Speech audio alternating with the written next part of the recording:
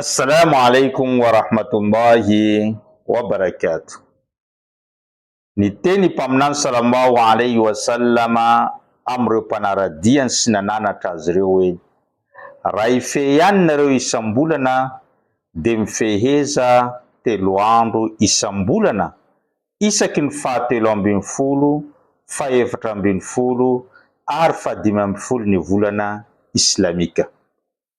Ary mbola niteny ihany koa izy amin'ny hadisy hafa hoe: ny olona zatra mifehy 3 andro isam-bolana dia ahazo valisoa toy ny mifehy iray taona.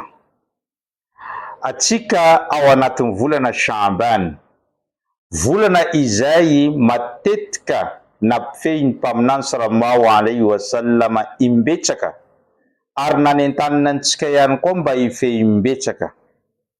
Ka ny tena tsara dia nifehy nanomboka tamin'ny voalohan'ny volana Shaaban mandrapahatonga faha 15 ny volana Shaaban. Saingy raha ohatra kosa anao tsy tafifehy noho ny antony sy ny tambana maro isan-karazany, dia androany zao manentana anao mba hifehy ity 3 andro ho avy izao, satria raha ampitso voalohan'ny volana Fevrier dia faha 13 ny volana Shaaban.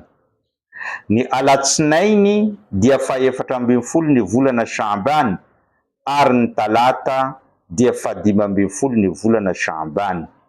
Ireo 3 andro ireo no 3 andro zay fantatra amin'ny anarana hoe ayyamul bid, ireo andro fotsy, ireo andro mazava.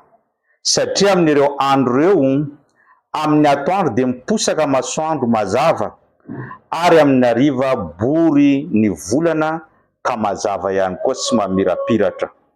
Zay indrindra nahatonga io anarana ireo andro ireo antsoina hoe andro fotsy mamirapiratra mazava.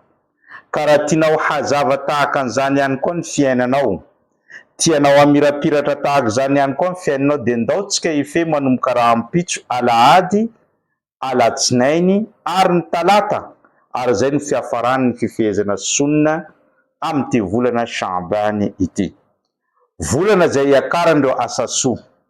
Ka rehefa eo am-pifehezana manomboka raha ampitso ka hatramin'ny atalata, dia aza adino ny manao asa soa iray, indrindra ny sadaka entinao manampy an'ireo namanao, ireo marefo amin'ny fiainana.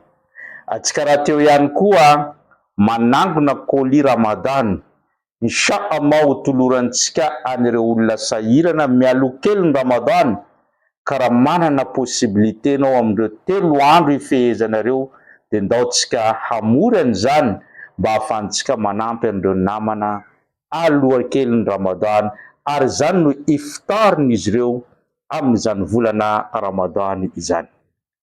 Ety am-pamaranana dia miangavy antsika rehetra mba hanao partage betsaka ity video ity, mba ho tonga any amin'ny hafa, satria raha nisy nahazo sy nahita ity ka nifehy, dia azonao ny valisoan'izany fifehezana izany insha Allah.